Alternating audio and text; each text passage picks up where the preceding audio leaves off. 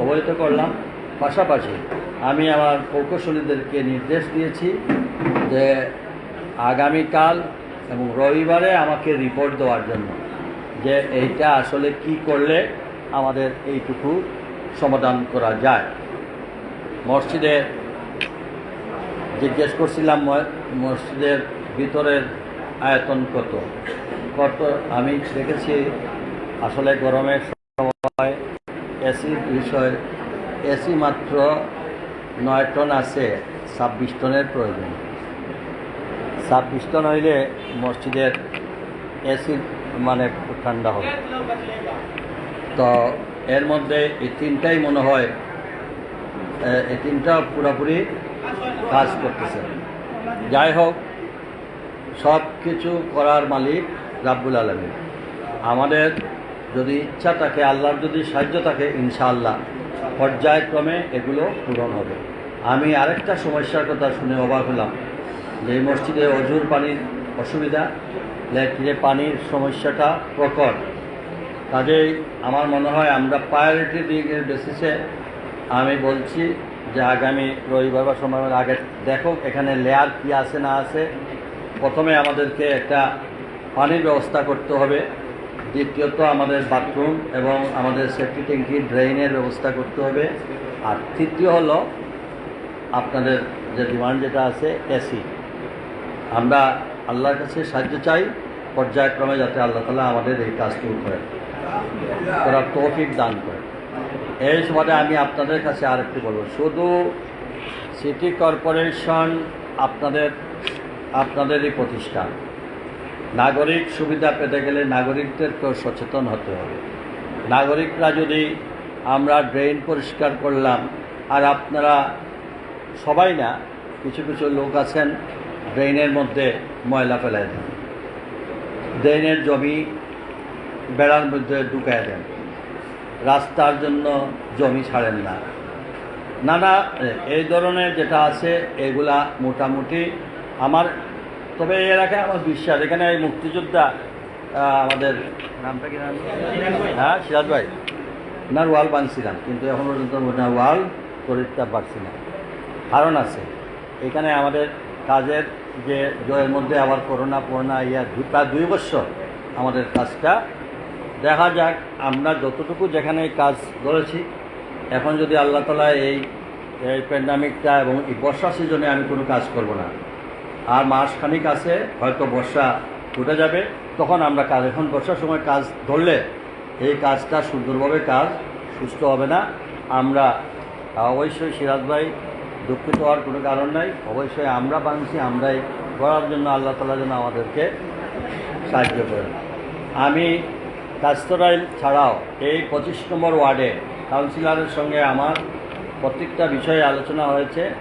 আমরা এখানে যে সকল ছোড়া খাল আছে যেগুলো আমরা এখন পর্যন্ত করতে পারি না, এগুলোকে আমাদের ড্রেনেজ সিস্টেম যদি ভালো না করা যায়, যতই আমি রাস্তা করি না কেন ওই রাস্তা টিকবে না। আমাদেরকে 25 নম্বর ওয়ার্ডের জলধার, আমাদের 25 নম্বর ওয়ার্ডের সমস্যা জলবদ্ধতাকে আমাদেরকে আগামী 1 বছরের মধ্যে যতটুকু সম্ভব নিরসন করা দরকার, এবং সেটা এই ড্রাই সিজনে করতে হবে, বর্ষা সিজনে এটা করা যাবে না।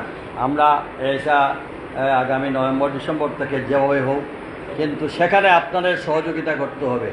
এই সমাজ কল্যাণ, স্বাস্থ্যরাজ সমাজ কল্যাণ সংস্থাও সহযোগিতা করতে হবে।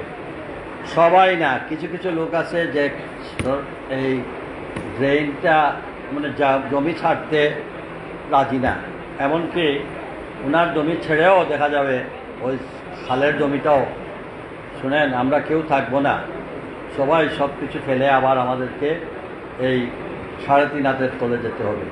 আর এই পরিবেশ যদি ভালো করি, তাহলে আপনার মৃত্যুর পরেও মানুষ বলবে যে এই লোকটা সহযোগিতা করা আজকে আমরা জলবদ্ধতার হাত থেকে বেঁচেছি। এই ওয়ার্ড এবং এই এলাকা কিছুদিনের মধ্যেই 25 নম্বর ওয়ার্ডের চেহারার অনেক পরিবর্তন ঘটবে ইনশাআল্লাহ। আমি আগেও বলেছিলাম, শুধু প্যান্ডামিকের কারণে আমরা ফিরেছি সেই রেল স্টেশনের সামনে থেকে আমাদের এই যে চণ্ডীপুল পর্যন্ত রাস্তার 2 পাশে আমার বাইরা অনেকেই এই কাঠের পাটের দোকান দিয়ে এক্সটেনশন করেছেন, আমরা অনেক সময় দিয়েছি। এবার কিন্তু আমরা আর ছাড় দেব না। এবার আমরা বলেছি আমরা অ্যানাউন্সমেন্ট করব, আবার সময়ের ভিতরে সরায় ফেলা উচিত। যদি না সরান আমি একটি কাঠের পিসও আর ফেরত দেব না। আমরা তুলে নিয়ে যাব এবং এই রাস্তাকে জিন্দাবাজারের রাস্তার ন্যায় আমি চাই রেল স্টেশনের এই গেট থেকে পাবনার সামনে থেকে শুরু করে আপ টু চণ্ডীপুল পর্যন্ত যেন এইভাবে হয়। কারণ এই শহরে ঢোকার সময় আমরা যদি এই কিছু আমাদের এই ব্রিজ যেটা শেখঘাট ব্রিজ, সেটাকেও আমরা চালু করতে গেলে ওইখানে শেখঘাটের নিচে কিছু কাজ বাকি আছে, কিছু জায়গা বড় করতে হবে। সেটা করলেই আমরা মসজিদের একটা সুন্দর ব্যবস্থা করতে পারলেই আমাদের এই ব্রিজটা চালু হইলে আরও শহরের যানজট কমবে। রেল স্টেশনের সামনে আমরা রাস্তা করেছি, কিন্তু আজও আমার চোখে পড়েছে আসার সময় যে আমাদের কাঠের ব্যবসায়ী ভাইয়েরা যেমন ফুটপাত এবং সামনা যে দখল করেছেন, কিন্তু আর পিন্টু মিয়া আর এই কি নাম তৌফিক বক্তে আর রিকোয়েস্ট করলে কাজে আসবে না। এটা যদি কাঠ না সরায় দেন তাহলে দেখবেন কাঠ আর ফেরত তো পাবেনই না। আমি বারবার অনুরোধ করছি যে এটা জনগণের চলার পর আপনারা কয়েকজন মুসলিম ব্যবসায়ীরা যদি সহযোগিতা না করেন তাহলে এই শহরকে মানুষের চলাচলের পথটারে সহজ করা যাবে না। আমার বিশ্বাস তারা হয়তো ভাবছেন এইটুকু বলছেন, এটাতে পুরো কাজ হয় নাই, ভাই গাড়ি চলাচলে নাই। আমি আবারও অনুরোধ করব, 9 সেপ্টেম্বর শেষ হলো, অক্টোবরের থেকে আমরা এই জায়গায় যে কাজ শুরু করব তাতে কোনো কম্প্রোমাইজ হবে না। এবং আমাকে যদিও ওনারা কয়েকজন বলছেন বুটের জন্য আইতে নেন, আমি বললাম আমার দরকার না তোমার বুট, তুমি বুটর ডর দেখাইয়া আর মানুষের রাস্তা ড্রেন এগুলা আপনি দখল করতা, আল্লাহ মাফ করো। আমার যত সময় জ্ঞান আছে এই রাস্তা প্রশস্ত করতেই হবে। কাস্তরাইলের এই রাস্তা যেমন সুন্দর হয়েছে, পাশাপাশি ড্রেন সিস্টেম চালু করতে হবে আমাদের এই এরিয়া। ঠিক তেমনি মুক্তিযোদ্ধা চত্বর থেকে এটাতে জালপাড়া মুখ থেকে ডিভিশনাল কমিশনারের অফিস হয়ে আমরা ডান বাম কিছুই চাইব না, এটাও একটা সুন্দর প্রশস্ত। তখন এই দক্ষিণ সুরমা একটি আলাদা একটা সিটি, এবং সিটির ঢোকার সময় মানুষের মনে আলাদা একটা আবহাওয়া সৃষ্টি হবে। আপনারা দেখেছেন কিছুদিনের মধ্যেই সিলেট আপনাদের এই যে বাস টার্মিনাল কাজ যখন সম্পূর্ণ হয়ে যাবে, বাস টার্মিনাল যখন গাড়িগুলা ভিতরে চলে যাবে, ডাম্পিং প্লেস যখন চলে যাবে, আগামীকাল এই রবিবারেই আমি পুলিশকে ডেকেছি, পিএনওকে ডেকেছি, অন্য কাউন্সিলরদেরকেও ডাকবো। এই যে চণ্ডীপুল থেকে আমাদের হুমায়ুন রশিদ চত্বর পর্যন্ত রাস্তার ডান সাইডে কিছু ওয়ার্কশপ দিয়ে কিছু বড় বড় ট্রাকের ওয়ার্কশপ বানিয়ে এই রাস্তাটারে দখল করে নিয়েছেন। এটা আমরা সমস্ত এই জাতীয় সমস্ত ব্যবসার ট্রেড লাইসেন্স আমি বাতিল করে দেব। এখানে এই ধরনের ওয়ার্কশপ থাকতে ট্রাকশপ চলে যাবে আমাদের টার্মিনালে, যেখানে আমাদের ট্রাক যাবে ওইখানে আমরা সহযোগিতা করব। এই রাস্তাটাকে পুরো দমে একটা বিদেশের স্টাইলে ঢোকার সময় হুমায়ুন চত্বরে যাতে আলাদা একটা অবস্থা সৃষ্টি হয়, এখানে এই ওয়ার্কশপ থাকবে। আমি আজকে এই সমাজ কল্যাণ সমিতির উদ্যোগে আমি একটা মেসেজ দিতে চাই যে আমরা যা বলছি তা করব, এবং এটার থেকে যদি যাদের যা আছে তারা যদি এই সময়ের মধ্যে 5 অক্টোবর থেকে কিন্তু শুরু করব।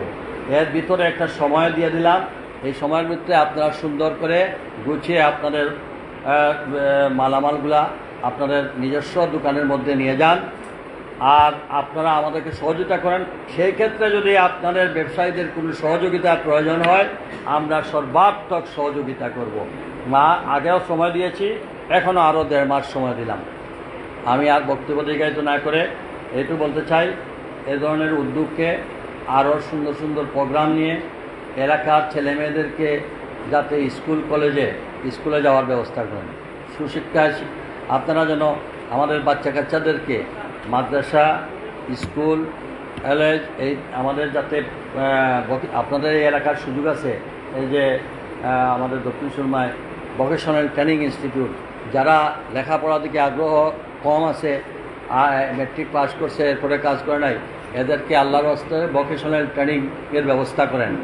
কারণ ওইটা করলে পরে সে কর্মসংস্থান পাবে, তখন আর বেকার থাকবে না, আর নতুবা বেকার থাকবে। আর পরিশেষে মোবাইল বাড়িদেরকে একটা কথা বলি, এই যে মোবাইল, এটা আমাদের জন্য অনেক ভালো ভালো আমাদেরকে তথ্য প্রযুক্তির মাধ্যমে আমাদের অনেক অ্যাডভান্স করে দেয়, কিন্তু আল্লাহর হস্তে ইয়াং জেনারেশন আমাদের ভাই বোনদের প্রতি আমার অনুরোধ, এবং অভিভাবক যারা আছেন তাদের প্রতি আমার অনুরোধ, আমাদের ছেলে মেয়েদের কাছে থেকে আল্লাহর হস্তে রাত্রে 10টার পরে আর মোবাইল দিবেন না। দয়া করে তাদের হাত থেকে মোবাইলটা নিয়ে নেবেন। এইসব মোবাইলের সমস্ত রাত্রে আমাদের ছেলেমেয়েরা সজাগ থাকে, ঘুমায় না, পরে দেখা যাচ্ছে লেখাপড়ার প্রতি মানসিকতা নাই, তারপরে উদ্ভট একটা অবস্থার সৃষ্টি হয়, শারীরিকভাবে অসুস্থ হয়ে পড়ে। অনুরোধ আমার মা বোন, আমার ভাই বোনদের প্রতি আমার অনুরোধ থাকবে, তোমরা সকালে নিয়ে যেও মোবাইল, অসুবিধা নাই, রাত্রে আল্লাহর ওয়াস্তে মা বাবার কাছে দিয়া দিও, এবং তাতে হবে নিজে সুস্থ থাকবা, ঘুম হবে, লেখাপড়া হবে, কাজের মনোযোগী হবে। আমি এইটুকু অনুরোধ করলাম। আর প্রত্যেকে আপনারা দোয়া করবেন, আল্লাহ তাআলা যেন এই সময়ের ভিতরে আপনাদের কাছে যে কমিটমেন্ট করেছি সেই কমিটমেন্ট যেন বাস্তবায়ন করতে পারি, আল্লাহর কাছে সাহায্য চাই। আর আমাদের আপনাদের এলাকার ইয়াং একজন কাউন্সিলর পেয়েছেন, তাকে এখন তো সংসারই হয়েছে, এখন আমাদের লাইনে আসছে, হ্যাঁ লাইনে আসছে, এখন কিন্তু সন্তানের মায়াও বুঝবে। হ্যাঁ, আগে আগে আগে তো এইগুলা পরিবার পরিজন সংসার বাচ্চা এগুলা বুঝে না, এখন কিন্তু শোনা, এখন হ্যাঁ কি বলে, এখন আল্লাহ তাআলা ওনারে এই যে পরিবারের দায়িত্ব, যেটা এলাকার দায়িত্ব যেভাবে অভিভাবক নিয়েছেন, পরিবারের দায়িত্ব ওনার উপর এখন অর্পিত হয়েছে। সেই ক্ষেত্রে আমি ওনাকে বলবো, আপনাদেরকে বলবো, তাকে আপনারা সহযোগিতা করেন। এবং আমরা একসঙ্গে যদি সব কিছু বলেন, আমরা হয়তো একসঙ্গে সব কিছু পারবো না, তবে এইটা বলতে পারি, আমরা একটা প্ল্যান, আমরা কোথাও কাউকে ওই এলাকায় দিব ওই এলাকায় দিব না এই মানসিকতা আমাদের নেই। তবে আমরা প্রায়োরিটি বেসিস, কোনটা আগে কোনটা পরে, ইনশাআল্লাহ পর্যায়ক্রমে আমরা সবটাই কমপ্লিট করব। আমাদের আপনাদের দোয়া ও সহযোগিতা কামনা করে আবারও এই কাছড়াইল সমাজ কল্যাণ সমিতিকে ধন্যবাদ, কৃতজ্ঞতা জানিয়ে আমার বক্তব্য শেষ করছি। আর আমার পক্ষে পুরস্কার আমাদের আপনাদের নির্বাচিত কাউন্সিলর পিন্টু, এটা আমাদের যারা পুরস্কৃত হয়েছেন তাদেরকে উনি দেবেন, এবং যারা আজকে পুরস্কৃত হলো তাদের প্রতি আমার অনুরোধ, যে উদ্দেশ্য নিয়ে তোমরা আজকে কামিয়াব হয়েছ, দয়া করে সেটা যেন তোমরা ধরে রাখতে পারো, এবং তাতে হইলে আমরাও উৎসাহিত হইব, আল্লাহর কাছেও তোমরা সওয়াব পাবে। সকলকে ধন্যবাদ। আসসালামু আলাইকুম রহমতুল্লাহ।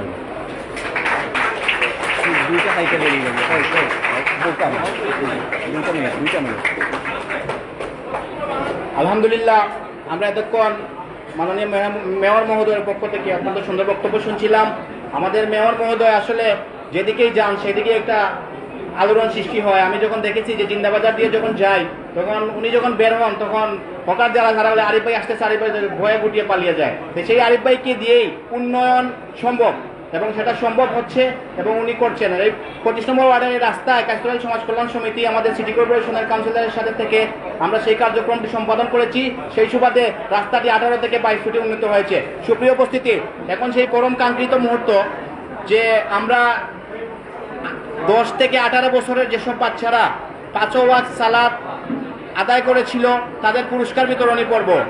সুপ্রিয় উপস্থিতি, আমাদের মেয়র মহোদয় অনেকক্ষণ আমাদের সময় দিয়েছেন, সেই জন্য আমরা সমিতির পক্ষ থেকে মোবারকবাদ জানাচ্ছি।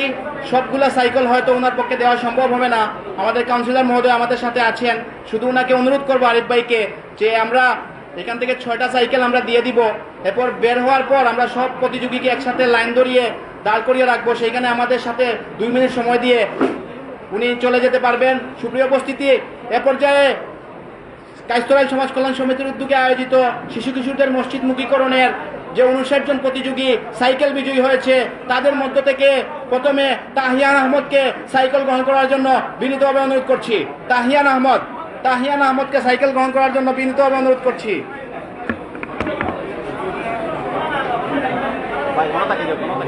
সাইকেল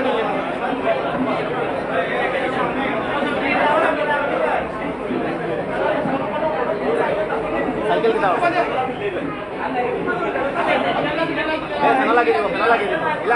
ইলাম না ছবি দেখা যেত না ইলাম।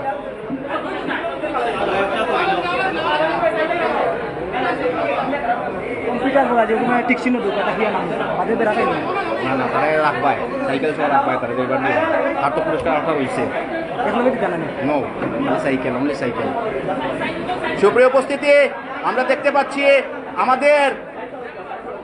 আমাদের কায়স্থরাইল সমাজ কল্যাণ সমিতির আয়োজনে প্রবাসীদের অর্থায়নে শিশু কিশোরদের মসজিদমুখীকরণের 59 জন প্রতিযোগীর মধ্যে একজন তাহিয়ান আহমদ 50 ওয়াক্ত সালাত জামাতের সহিত আদায় করেছে। সেই সুবাদে কায়স্থরাইল সমাজ কল্যাণ সমিতির আয়োজনে প্রবাসীদের পক্ষ থেকে তাকে একটি আকর্ষণীয় বাইসাইকেল প্রদান করা হচ্ছে। বাইসাইকেল প্রদান করছেন আমাদের সিলেট সিটি কর্পোরেশনের জননন্দিত মেয়র এবং 25 নং ওয়ার্ড কাউন্সিলর তাকবিরুল ইসলাম পিন্টু। সুপ্রিয় উপস্থিতি, আমাদের সাইকেলের 50 রক হয়েছেন 50 দিন না নিয়ে আপনারা 50 দিনে 250 এ পর্যায়ে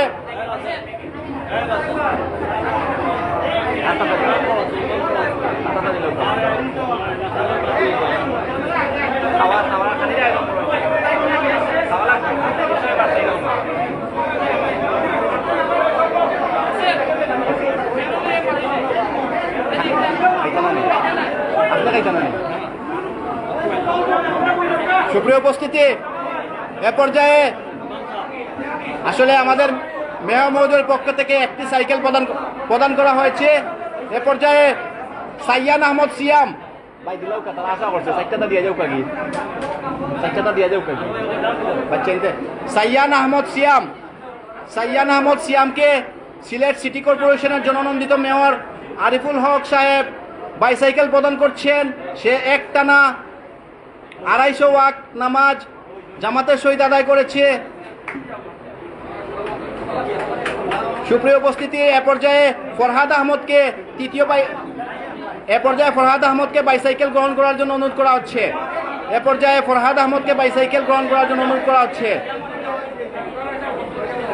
পর্যায়ে শাহবাল হোসেন